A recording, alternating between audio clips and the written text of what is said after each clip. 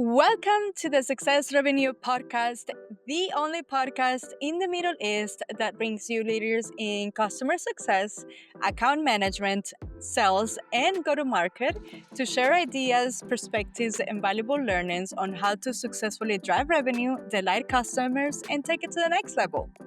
We are your hosts. I'm Haidar Al-Sad, CEO of Restell, the modern customer platform. And with me, I have my amazing co-host, Ivy Ferrero, CS executive, leader, and advisor.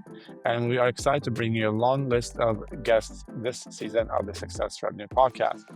And this week is no exception. We're bringing someone with over a decade of experience from the media industry in the Middle East and globally. We will speak about a lot of different topics, including how the media landscape in the Middle East is evolving and shifting.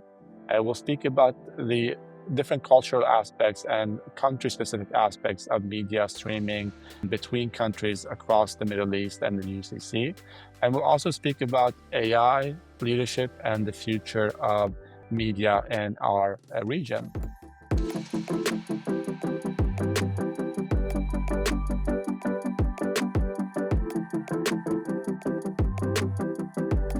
So Ivy, very excited for today's conversation is about something and around a topic that we haven't had on the podcast before, which is media and streaming and that whole kind of massive industry that is all around us as consumers every day. I know I have a bunch of streaming services and media subscriptions myself. I'm sure you have the same. So yeah, I'm very excited for today and this conversation. Yeah, me too. I'm very excited. I'm very excited because it has to be such a competitive industry to be in because there's so many good competitors out there. There's Apple TV, there's Netflix, there's like so many things that are happening. So when you think of it as a from a perspective of like the customer experience or customer success, it's like to be able to retain members or subscribers must be challenging in a way because you have to constantly be either innovating or rethinking your current processes. What do you think? No, I agree with that. I think that's a great point, Ivy, because it's one of those things where, like, if you look at a market like that, which is probably highly competitive, which it is, you have to, I'm sure, find your kind of your value proposition or your place in that market very quickly to grow quickly. Because you know how it is. Like at least for myself, I don't have only Netflix. Like it's Netflix. I have Disney Plus. I have Apple because they all have different content that I'm interested in and unfortunately, there's not one provider that covers just everything, but you kind of find the ones that have the niche or the specific value proposition that you're looking for, and you can combine those things together. So I'm sure it's in this region as well.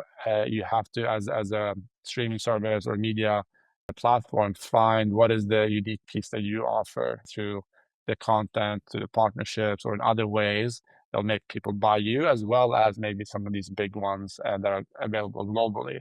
But that's kind of maybe the way I think about it. But it'll be really interesting to hear from our guests how they approach it, how they think about those nuances and the commercial side of things, because he does run the commercial team. So he's all involved in all aspects of driving the business through that role, which is very cool. Yeah, it's super cool. And it also like I think also when you think about what is the future of this industry or what is it that me as a customer would eventually like, I would like for there to be one offer where I get everything. Yeah, Because the whole thing about having different subscriptions, I think it's a little bit too much. So it would be really nice. I look forward to the day that we'll be able to just purchase one thing and it gives me access to everything. yeah, yeah. Going back to the concept of cable TV and TV subscriptions. You get one subscription of TV on all the channels. Maybe at some point we'll have one subscription, and then you get all the streaming services or Yeah. different ones included in the packages. I'm sure we'll end up there at some point in the future, but yeah, for now I think we'll have to just make do with 4 different logins and passwords and setups across all of our devices. But hey, maybe our guest today can shed some light on that aspect of it and how things are developing here for the Yeah. future. I'm very excited about it. So yeah, what do you say, Avi? Should we bring him in and get things going today? Perfect. Yeah, let's go ahead and bring him in. Here we go. All right, guys. I am so excited for today's guest. Today we have Ryan Restell. He is a seasoned media and tech executive with over 14 years of experience across the UK and the Middle East. He is originally from Kent, England. He spent the last decade in Dubai driving growth, unlocking revenue, and delivering a strategic impact. And he's currently the Chief Commercial Officer at the entertainment super app Django Play. And previously, he was a lead at OSN Plus across here in the MENA region. Outside of work, he's a dedicated and loving father to three young children, and he's a keen golfer when he can find spare time with his three children. Okay, Ryan, it is such a pleasure to have you in the show. Welcome. Thanks, guys. No, it's great to be here. Welcome, Ryan. Pleasure to have you on. Ryan, we would just love to get to know you a little bit more. So, to get us started off, why don't you just tell us a little bit more about your background and how you ended up in Dubai and in the domain that you are currently on? Yeah, so a bit about me in background wise. I'm finance background predominantly, so trained accountant out of the UK. Um, Ended up finding pure accounting a little bit too boring, to be very honest. So moved more into the commercial, strategic side. I moved to Dubai May 2015. Essentially came out here to help set up a finance function for some consultancies, and then found my way into media and tech during COVID. Actually, so obviously during COVID, from a media perspective, everything was booming, right? TV usage was high, streaming was really taking off during that period. Um, and so basically, I went to OSM at that time, predominantly again in the commercial department to help them restructure their content deals and help position it better for a streaming environment. And then over the few years there, I basically progressed up to then leading the OSM Plus business for a couple of years. Now, obviously, find myself at Yango Play, Chief Commercial Officer, basically trying to do very similar things, grow this business to become one of the leading streaming businesses in the region. Wow, amazing. And what are your thoughts on your domain in the Middle East region? And where do you think it's evolving in the next 5 years? It's evolving rapidly, right? I think you see, Disney obviously came into the region in 2021. The big players are now having a lot more focus in the region specifically, and then we have obviously the local players on the ground as well. I think it's still very new. In even though we have a very saturated and congested market, it's still very new. I think if you look at the US predominantly, script subscriptions across digital platforms, each household may have 7 to 10. I think in this region we're still around 2 to 4. So there's still huge growth opportunity there from that perspective, and it needs the maturity as we go, basically. Wow. Yeah, that's super interesting, Ryan. And I was kind of curious as you're talking about that. You obviously you look at the market here. There are a lot of opportunities, a lot of different things that can continue to grow and scale within the space. For someone like yourself that worked in the UK and seeing kind of the European and the UK kind of environment and at that global scale when it comes to streaming and media in general and that landscape, and then you're here in the Middle East and Dubai for the last 10 years. What are some of kind of the unique cultural or market dynamics that operate here in the Middle East that you think is kind of unique to the region, and there might be opportunities or challenges on both ends of that, right? But what are kind of more unique and inherent to the Middle East? I think Middle East is super unique, right? Because you have every market is very different. Like Egypt is very different to UAE. UAE is very different to Saudi. They're all completely different in the overall economics of the countries, right? So very different to the UK in that regard. I think you can, even though you have different cities, different places within the UK, they're all very similar in terms of their development. They're all connected, broadband. There's 5G networks everywhere. Whereas I think Middle East is very different in that regard. So like we definitely take an approach of being hyper local. We very much have a different strategy for Egypt as what we have for UAE, for what we have for Kuwait, Yeah, and that's super important within this region. I think you can't just paint every market in MENA with one brush. yeah. No, I agree with that. I think as someone like all of us here have come into the region, and I think, we know people back in Europe and the US and other places, and a lot of times when you have a conversation about the Middle East, they see it as one big market, one big entity, but the reality is every country is very different. Even the language is a little bit different from the Arabic kind of accent perspective, the culture nuances, the way they operate and do business or consume things from a consumer perspective. It is very different here versus Saudi versus Egypt versus, like you said, Kuwait. So and not a lot of people realize that difference. And sometimes companies don't realize that difference. They kind of approach it as one big market, right? Which is not a positive in that aspect of establishing yourself here. One other thing I was kind of curious about, so you were talking about early, you came from like the finance background, right? Pure accounting and on that side of the business, and then you've over time transitioned into the commercial side with your current role and where you've been. How did you make that transition, and kind of how did you go from more of the financial piece of it to the more commercial, kind of say external piece of the business? How was that transition for you over the years? I think obviously having been mainly around finance, FP&A, etc., I was overseeing P&Ls from an early start, basically. So I think when you're doing that, you also have to put yourself in the shoes of everyone else within the business, right? If I'm managing P&L and it includes the marketing cost, I need to understand from marketing, like, what are they trying to drive? How are they trying to drive it? It's a lot more than just thinking pure financial, right? This is how much it costs, guys. This is way too expensive. Like, you have to think holistically, like, how does it affect every area of the P&L? And I think over time, being in fast growing businesses like OSN and now Yango Play, like, the transition isn't too difficult. I think you're doing quite a lot of different roles and your scope is quite broad. So I think just as a finance person, you're also having to think commercially.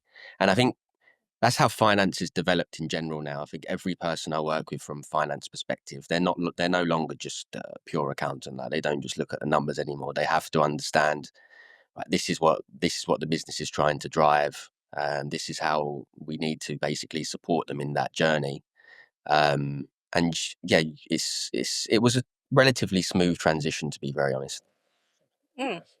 That's really nice, and I can tell how it helps when you already have some sort of like commercial mindset. And Ryan, I am kind of curious to find out from you, like when you enter a new organization like Django, what's your starting point? Is it stabilizing existing streams, or is it aggressively building new ones? The companies are growing so aggressively, right, that you kind of have to just you have to come in and understand exactly what's being done today.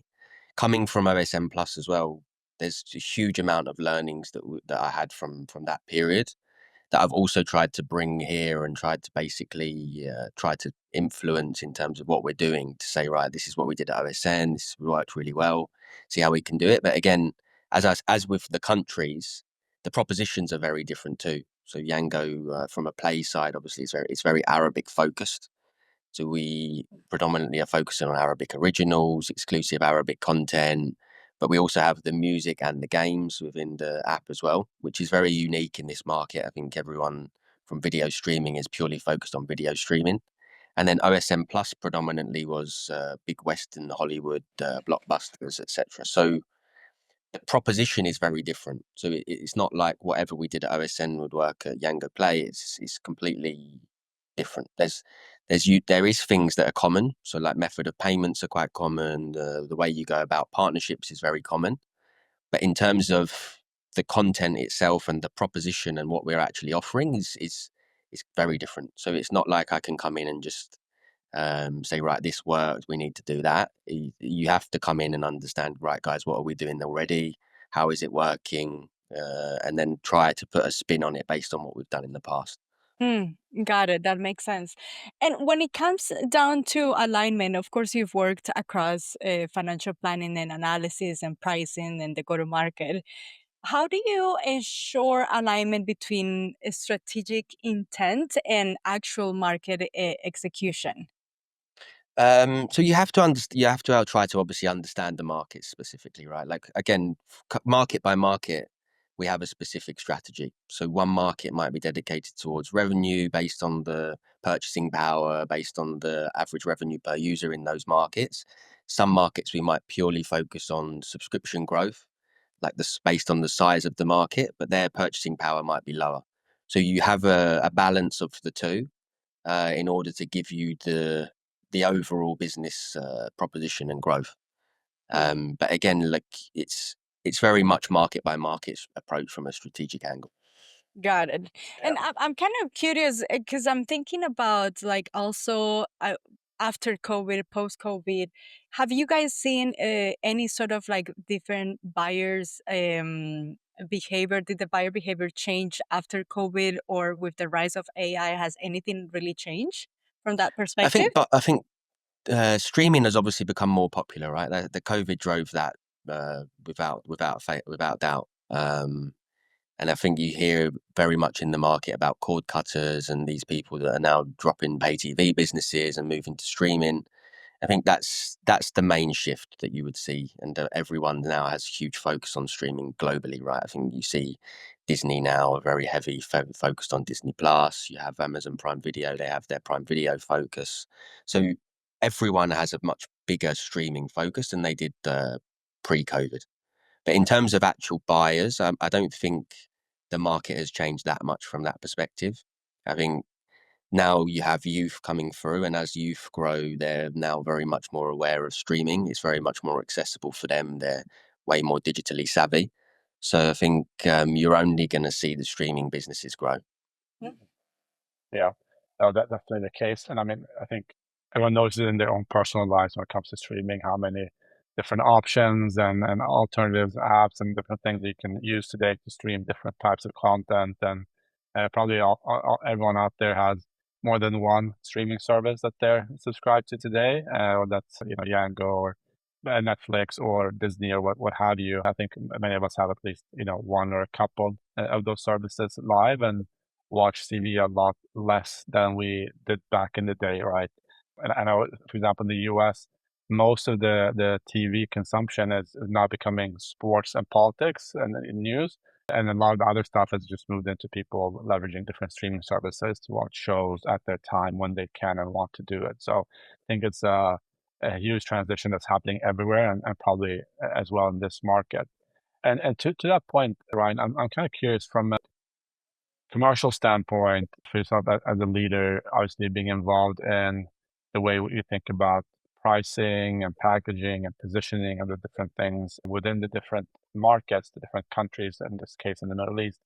Do you have any examples of how you have leveraged that cultural difference or market difference from one country to another to also impact the way that you position or price or package? I'm curious, do you have any examples of that and how that can translate to success?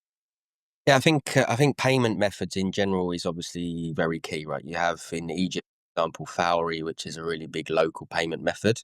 It's only relevant to Egypt. Like no one uses UAE or and then you'll have KNet in Kuwait, which is very specific to KNet. So you have to think about what are actually people using on the ground in these markets. Like not Apple and Google and a credit card is not going to work everywhere. So you really have to focus in on, right, okay, we're going to go for this payment method there because it's used very widely. You have now cash wallets, obviously, as well. Like Vodafone in Egypt have launched their own wallet, is obviously huge as well. So you have to be very, very focused. Again, coming back to that one size doesn't fit all in MENA market. Yeah. I think that comes down to every single piece of what you're trying to do as a business. Yeah, that's super interesting. And I imagine that also comes into play when it comes to the different content that's being promoted, different packaging and things like that as well. Yeah, and the payment piece is really interesting. I was in Saudi some time ago, and I was then heading to a meeting and kind of ran into a random store to grab some water. And I couldn't pay with my cards because they only are accepting like a local like Saudi payment provider for specifically pay with cards that I had to pay cash.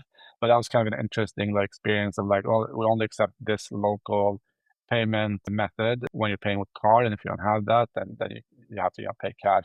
But I think there's a lot of that all across the region, with, like I said, with, especially on the payment side with local players and kind of common use methods. Just like an interesting experience. And We don't see it where else. Yeah. cash is still very dominant in Middle East markets, right, in general. So as a digital platform is something that you really have to try to work out, right? What's the best approach here? Because again, for us, driving loyalty, driving retention means that somebody has to have a digital payment method in order for them to keep paying. Yep. But again, in some markets, you might go down the route of voucher sales. So, for example, you walk into a electronics shop, you can pick up a voucher off the shelf. It might be 3 months of Yango Play, and you can pay for it. But from our perspective, obviously it's growing the subscription base and grows the engagement. But from a user journey perspective, them having to go to the store every time to buy a 3 month voucher is not the optimal journey, Yeah. right? Yeah. So, and again, that's another opportunity, huge opportunity in this region is that there is still such a cash bias. Like as these people become more digital and they start to use more digital payment methods, it's just, again, further growth opportunity for us to Mm. exploit. Yeah, absolutely. Usually in emerging markets like the Middle East, you see the first industries that start really growing are, fintech for people to be able to consume and buy more, HR tech as companies start growing, and then the consumer goods piece of it, right? When they can start consuming things like media and other things. So it's definitely a huge, huge opportunity, I think, for a lot of businesses out there. And just staying a little bit around that, kind of the aspect of development and evolution in the future here, right? I'd love to ask you about AI. Obviously, everyone, in every conversation, AI comes up. It's a critical piece of it. I imagine media is not an exception. Also, other industries that you've been exposed to, like fintech and financial, etc., are deeply impacted by the AI revolution. Let's say, I'm kind of curious from your perspective as a commercial leader, how do you approach the development and evolution of AI, and how that is impacting different industries like media, fintech, etc., and how you as a leader can adapt to that and leverage that and being successful with your team. Yeah, look, I think AI is obviously super interesting, right? And in between my time with OSN and Yango Play, I actually worked in an AI infrastructure company in Abu Dhabi to try to help them build their go-to-market strategy. So it's been something I've been looking at and focusing on for a long time. I think one thing I heard when I worked for Core 42 was really interesting, and I'll still use it every day when someone asks me about AI. Basically, someone referred to AI as being the smartest kid in your school, right? The absolute smartest. Like, there's no one smarter than him. They're never going to be, always going to be the smartest. But at this moment, he's still a kid, so he still needs supervision. Like, he's still not fully developed, right? I think, and I found that such an interesting way of for describing what AI is for the average person. Um, from our perspective, I think again in video streaming, AI isn't new. Recommendation engines, and when you listen to so on Yango Play we have a thing called My Vibe, which is basically it looks at all of the artists you've listened to, then recommends you playlists and songs based off the back of that. So again, that's AI generated, right? There's not a person in the office looking at, say, what Ivy's listening to on Yango Play and picking certain items for her. That's all AI generated. So I think it's not particularly new in video streaming. I think from a commercial aspect, obviously moving forward, how do we utilize AI in the right way to drive better views of the market, drive better ways of optimizing revenues, building out the business is something we're thinking about. But I think again, it's still very new. And yeah, I love the idea of AI. Right, I'm using ChatGPT almost every day. Like I think most people are now. So it's a fantastic tool, and it's only gonna get better. But like I said, I think the analogy I used just now about it being the smartest kid in the school is something that I really love referring back to right now. Yeah, Ryan, that's the first time that I've ever heard that analogy, and I really like it. I enjoyed listening to that. And just to piggyback on what you were mentioning, Ryan, of course you've helped lead business transform digitally at OSN and Core 42 and now at Django. What would they say is one thing that most leaders underestimate about digital transformation? Well, other than the time that it takes, I think everyone underestimates the time. I think everyone thinks we can do these things in sort of 3 to 4 months, and these realistically they take a lot longer than that. I think, honestly, I think it comes down to the culture you have as well. People have to be open to change, and people have to be open to like growing in different ways. You sometimes find people that are very set in their ways, right? Like they've done the same thing for 8 to 10 years. They don't like to have new tools coming in to support them. So it's very culture driven. And I think when you work in video streaming or you work in fast growth companies like Yango, like OSM Plus, for example, the culture is very much about that, right? It's like a test and fail mentality. Just continuously test. 8 out of 10 things are going to fail, but the 2 out of the 10 that work will be very useful to have going forward. And I think that's the culture we tried to drive anyway. Like no idea is a bad idea. We just keep Yeah. testing, and we'll get there, and we'll get to the right results in the end. I love that. I love the whole thing about iterating, failing fast, and just getting back on your feet and trying something new. I love that. And is there any sort of like a commercial framework or mental model you keep on coming back to? Something that maybe has helped you make sense of a complex decision, a pricing strategy, or some sort of like market expansion? I don't know. I think commercial framework wise, there's one commercial term that I've always remembered from, even I think one of my first managers mentioned it as well, and it was basically, if it was your own money, would you do what you're planning to do? Like I think Mm, most people don't put themselves in those shoes. Like if we're doing a new deal, or we're willing to invest a certain amount in marketing, etc. If that was my money, would I think that's the best use of it? And mm, I think that really gives you a different perspective to just going ahead and trying to do everything and anything, because it's a much more realistic view. yeah. And you want to make sure that if it was your money, you'd want to make sure you're getting the best ROI out of it. Yeah, I love that. I love that.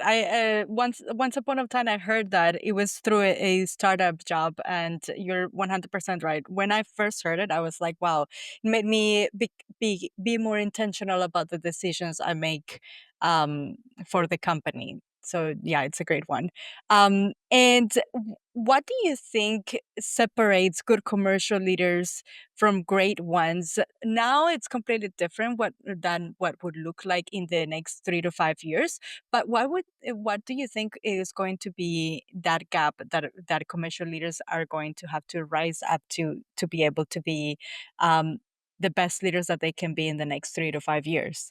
I think it's the same thing as what I mentioned earlier, right? I think commercial in the past and sales as a function has been very top line driven. I think they've been very focused on like growth at all costs mentalities. Whereas I think you now need to be thinking more about, right, how am I going to make this profitable long term? Like, how is it sustainable? And growing while also trying to make sure that you're looking after the bottom line is not easy. Like especially in super competitive markets like we're in, right? Like you have big players that are spending huge amounts of money to try to grow. I think the real commercial leaders that come out of this will be the ones that can grow and also look after the bottom line, which isn't straightforward, to be honest. Hmm. Yeah. Yeah, no, I think it's a super interesting point there because, like Ivy said, the evolution here over the next few years, everything will continue to evolve and new things and new considerations will come in there as a leader. So you have to kind of adapt to that if you want to stay at top of your game and kind of develop your skill sets as everything around you is developing and not just developing the business itself, right? So I think that's a key point there.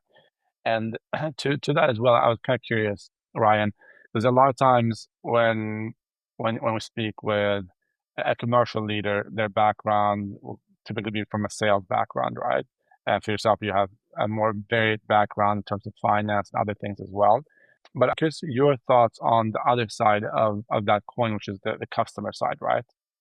Customer success, account management, customer experience, whatever you want to call those different functions, the post-sales piece of it. How do you approach that within your role or just in general as a commercial leader? How do you think about the customer side of the business versus just the acquisition side of it? Yeah, look, we always have to think about the customer, right? At the end of the day, we're we're primarily customer driven, right? If we don't have subscribers, we don't have a business. Mhm. So we're constantly thinking like, how can we improve the customer life cycle? How can we make their experience better? Whether that's the UX within the app or whether it's what we offer them as part of our subscription. So we recently just launched a new product called Yango Points, which is essentially if you're a Yango Play customer, you now get cash back on Yango taxi journeys. So it's now pivoting outside of just pure subscription benefits and pure video benefits to more lifestyle benefits. And again, to that commercial leader point we just discussed, I think thinking about other revenue streams that complement you, that are not like impacting what you're trying to do, is also something that will really make a huge difference. We have a big ecosystem within Yango as a group, right? So we have the rides, we have maps, we have the tech part.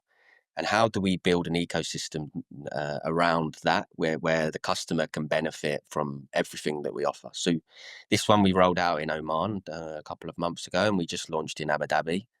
And we see huge benefits out of this. If you're using taxis every day, you subscribe to Yango Play, you get your video, your music, and you're also getting taxi discount. It's a really good model. Yeah, no, that sounds great. Yeah, because I think thinking truly about the customer journey and their experience and beyond just the use of the specific product that they have, everything that goes around that is such a critical part of designing really beneficial and value-driven experience for those customers, right? And I'm curious also because as soon as we talk about customers, your mind went to the consumers, which is where my mind goes. But I just recently had experience with one of our large global partner summit that they had, and some of their other big partners were talking about, put the partner in the middle because it's a very partner-driven relationship there in terms of getting to the consumers. How do you guys approach partners? Do you look at them almost as a lens of an additional segment of customers that you're kind of collaborating with or serving, or how do you approach partners? Because I can imagine it's a big part of what you do are all the media partners and the different kind of content partners that you guys have to be successful. How do you approach that piece of it? Yes, it's a super interesting question because we obviously leverage partners a lot, and when I say leverage, I don't mean we just use them. We really try to build strong strategic partnerships with them. Yes. Like, and it's not just about growing Yango Play with them. We also want to help them grow too, right? So you see, we do a lot of partnerships with people like Samsung, LG, because there's a very strong crossover, right? Like we want people to be watching Yango Play on TV. They want people to be using the TV and watching subscriptions, etc. So there's a very strong crossover there specifically.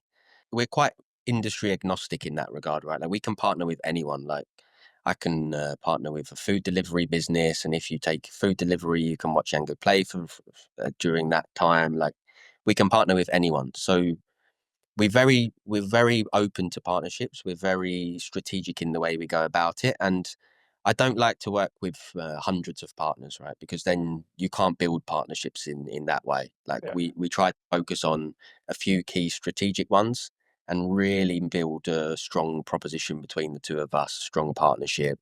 We do regular catch ups with the partners, whether it's showing them what content we have coming up, what new features we have in the app. So there's also that organic push from their side too.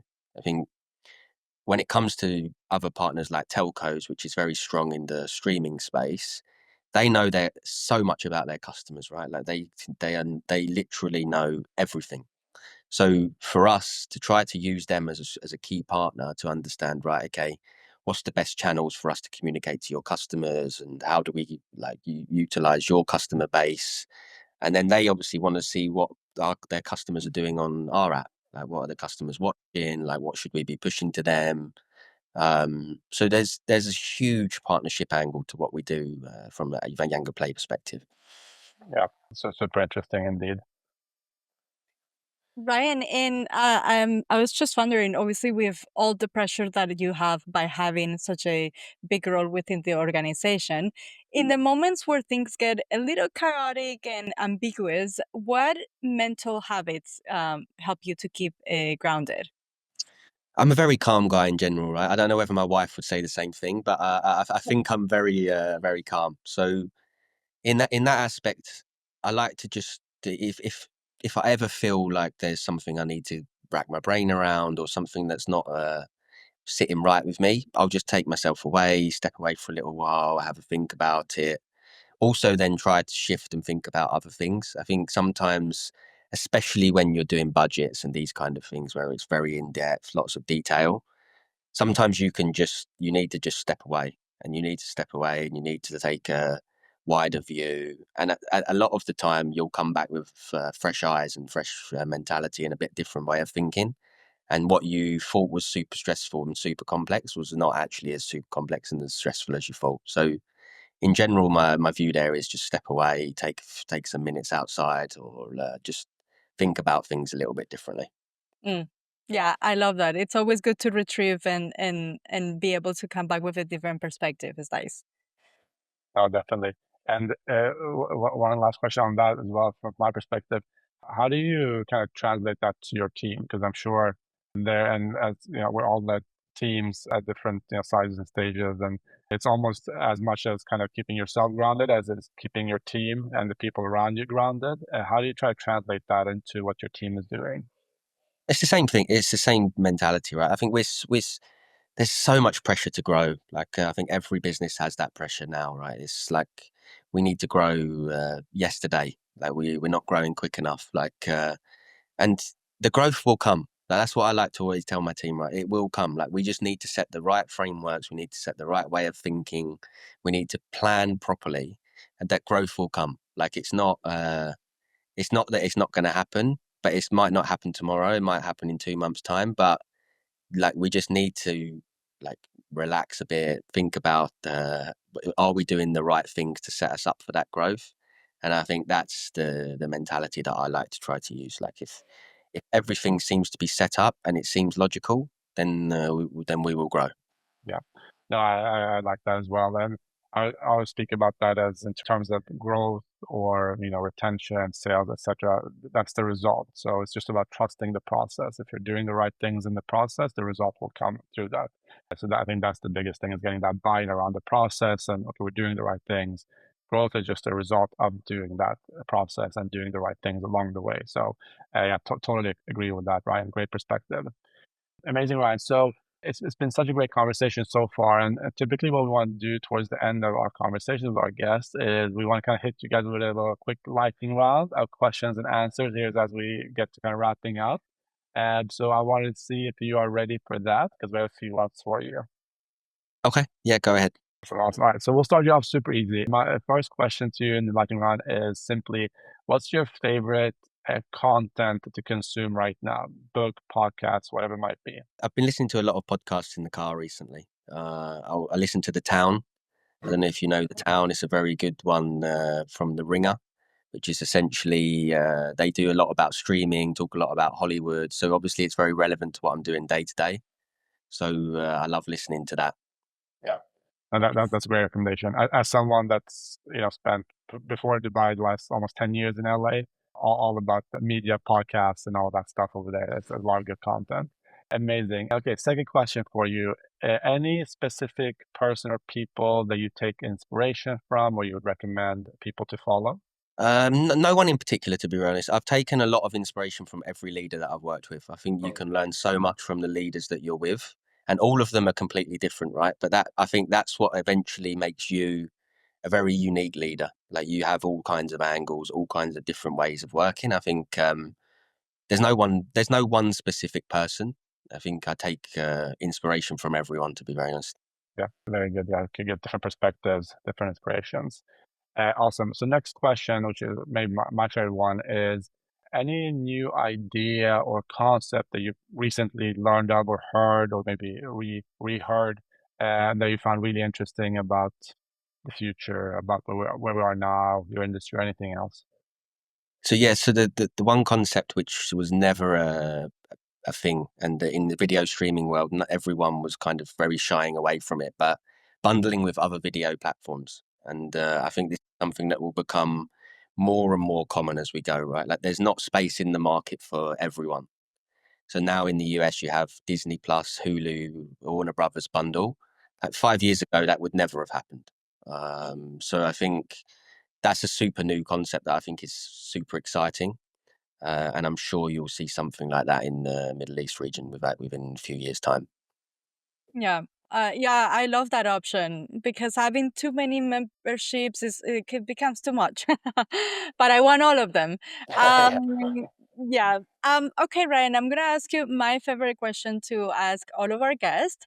What is one life philosophy you like to live by? I think, well, that's an interesting one. There's probably so many that I could say, to be honest. I think just keep learning, continuous learning every day. I think you like there's always going to be areas for you to improve, always going to be new things to learn, and I just think being open to learning is such an amazing thing. And I'm obviously learning a lot as a dad and as a husband and in my work life. Like I'm learning non-stop. So I just think just keep learning, keep being open to learning, and I think that's you're always going to do well. Yeah, I love that. Always a student. And on the weekends, I of course know a little bit that on the weekends you like to play golf, but what do you do on the weekends to decompress? Just spend time with family, really. Like go out for dinner. We like food. We're quite foodies. We spend a lot of time eating, whether it's breakfast, lunch, dinners. We like to go out as a family, which I think is always nice. Just catching up with friends in general. I think it's a good way to detach from the week. Yes, I love that. I love that. And Ryan, for anybody that is listening that wants to connect with you, what's the best way of going about that? Now, look, my doors are always open. I think LinkedIn is always a super strong platform for that. I'm not one of these people that sees a lot of friend requests or requests and just ignores them. Like I'm always open. And just look, I'm always happy to grab coffee with people if they ever want to speak, need advice, etc. I'm very open in that. I'm always willing to share what I've learned and where I'm going and where I can help. Beautiful. Ryan, well, it has been an absolute pleasure to have you on the podcast. We've never had anybody within your line of business within the podcast. So I'm really, really happy to have hosted you. Thank you so much for being here. And yeah, we look forward to releasing your episode. Yeah, Yeah, thank thanks, you. guys. Really enjoyed the conversation. It was really fun. Thanks, Ryan. It's been a pleasure to have you on. Thank you. We want to thank our sponsors for supporting the Sussex Revenue podcast. RevSetter is the #1 customer success and management platform in the Middle East region, offering global capabilities mixed with regional solutions that helps your CS, account management, and go-to-market teams time X efficiency, improve customer experience, and turbocharge customer retention rates. And thank you to Medlify, a leading marketplace. Workers and employers in the healthcare space needs and demands meet to create benefits for both sides. Thank you again, and we'll see you next time.